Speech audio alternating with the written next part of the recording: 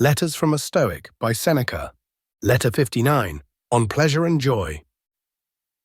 I received great pleasure from your letter. Kindly allow me to use these words in their everyday meaning, without insisting upon their Stoic import. For we Stoics hold that pleasure is a vice. Very likely it is a vice. But we are accustomed to use the word when we wish to indicate a happy state of mind. I am aware that if we test words by our formula, even pleasure is a thing of ill repute, and joy can be attained only by the wise. For joy is an elation of a spirit which trusts in the goodness and truth of its own possessions. The common usage, however, is that we derive great joy from a friend's position as consul, or from his marriage, or from the birth of his child. But these events, so far from being matters of joy, are more often the beginnings of sorrow to come. No, it is a characteristic of real joy that it never ceases and never changes into its opposite. Accordingly, when our Virgil speaks of the evil joys of the mind, his words are eloquent, but not strictly appropriate, for no joy can be evil. He has given the name joy to pleasures and has thus expressed his meaning, for he has conveyed the idea that men take delight in their own evil. Nevertheless, I was not wrong in saying that I received great pleasure from your letter. For although an ignorant man may derive joy if the cause be an honorable one, yet, since his emotion is wayward and is likely soon to take another direction, I call it pleasure. For it is inspired by an opinion concerning a spurious good. It exceeds control and is carried to excess. But to return to the subject, let me tell you what delighted me in your letter. You have your words under control. You are not carried away by your language or borne beyond the limits which you have determined upon. Many writers are tempted by the charm of some alluring phrase to some topic other than that which they had set themselves to discuss. But this has not been so in your case. All your words are compact and suited to the subject. You say all that you wish, and you mean still more than you say. This is a proof of the importance of your subject matter, showing that your mind, as well as your words, contains nothing superfluous or bombastic. I do, however, find some metaphors, not indeed daring ones, but the kind which have stood the test of use. I find similes also. Of course, if anyone forbids us to use them, maintaining that poets alone have that privilege, he has not, apparently, read any of our ancient prose writers, who had not yet learned to affect a style that should win applause. For those writers, whose eloquence was simple and directed only towards proving their case, are full of comparisons. And I think that these are necessary, not for the same reason which makes them necessary for the poets, but in order that they may serve as props to our feebleness, to bring both speaker and listener face to face with the subject under discussion. For example, I am at this very moment reading Sextius. He is a keen man, and a philosopher who, though he writes in Greek, has the Roman standard of ethics. One of his similes appealed especially to me, that of an army marching in hollow square, in a place where the enemy might be expected to appear from any quarter, ready for battle. This, said he, is just what the wise man ought to do. He should have all his fighting qualities deployed on every side, so that wherever the attack threatens, there his supports may be ready to hand and may obey the captain's command without confusion. This is what we notice in armies which serve under great leaders. We see how all the troops simultaneously understand their general's orders, since they are so arranged that a signal given by one man passes down the ranks of cavalry and infantry at the same moment. This, he declares, is still more necessary for men like ourselves. For soldiers have often feared an enemy without reason, and the march which they thought most dangerous has in fact been most secure. But folly brings no repose. Fear haunts it, both in the van and in the rear of the column, and both flanks are in a panic. Folly is pursued and confronted by peril. It blenches at everything. It is unprepared. It is frightened even by auxiliary troops. But the wise man is fortified against all inroads. He is alert.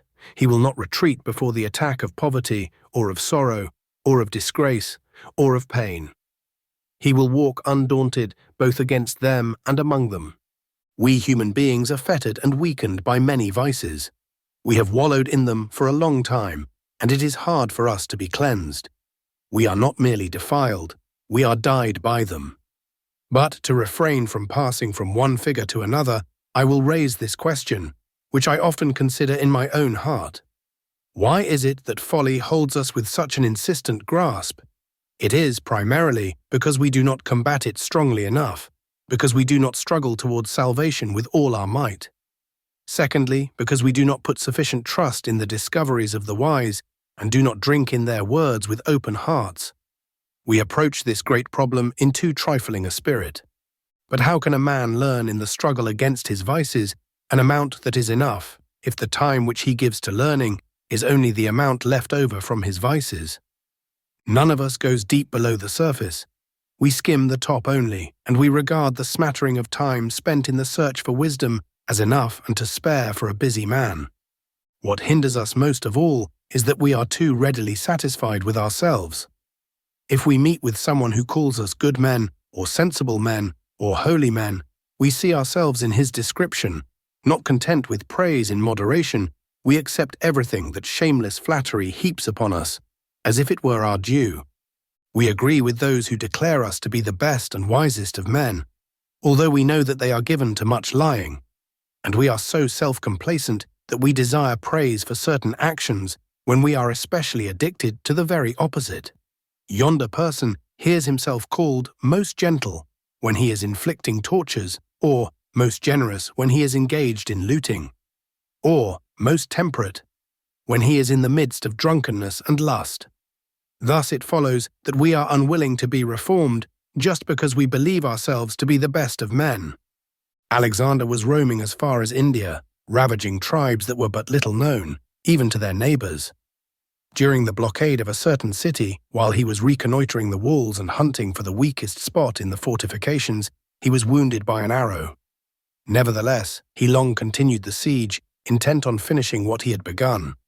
The pain of his wound, however, as the surface became dry, and as the flow of blood was checked, increased. His leg gradually became numb as he sat his horse, and finally, when he was forced to withdraw, he exclaimed, "All men swear that I am the son of Jupiter, but this wound cries out that I am mortal." Let us also act in the same way. Each man, according to his lot in life, is stultified by flattery. We should say to him who flatters us, "You call me a man of sense, but I understand how many of the things which I crave are useless, and how many of the things which I desire will do me harm. I have not even the knowledge which satiety teaches to animals of what should be the measure of my food or my drink. I do not yet know how much I can hold. I shall now show you how you may know that you are not wise. The wise man is joyful, happy and calm, unshaken. He lives on a plane with the gods. Now go, question yourself. If you are never downcast, if your mind is not harassed by my apprehension through anticipation of what is to come, if day and night your soul keeps on its even and unswerving course, upright and content with itself, then you have attained to the greatest good that mortals can possess. If, however, you seek pleasures of all kinds in all directions, you must know that you are as far short of wisdom as you are short of joy. Joy is the goal which you desire to reach, but you are wandering from the path if you expect to reach your goal while you are in the midst of riches and official titles. In other words, if you seek joy in the midst of cares, these objects for which you strive so eagerly, as if they would give you happiness and pleasure, are merely causes of grief. All men of this stamp, I maintain, are pressing on in pursuit of joy, but they do not know where they may obtain a joy that is both great and enduring.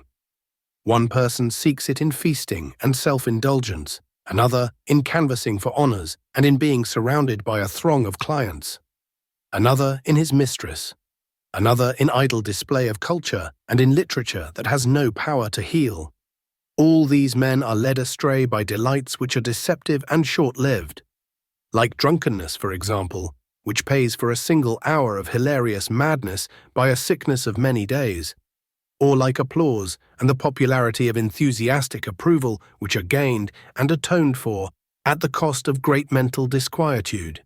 Reflect, therefore, on this, that the effect of wisdom is a joy that is unbroken and continuous. The mind of the wise man is like the ultra-lunar firmament. Eternal calm pervades that region.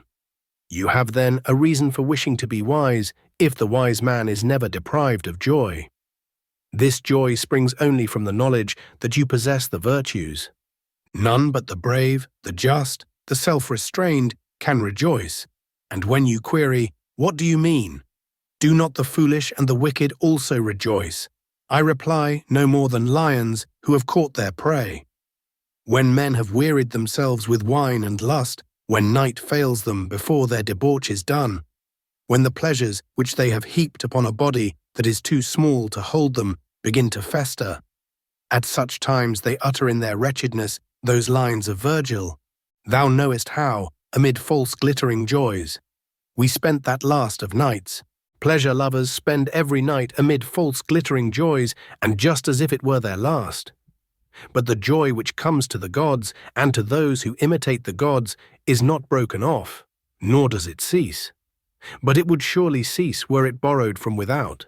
Just because it is not in the power of another to bestow, neither is it subject to another's whims. That which fortune has not given, she cannot take away. Farewell.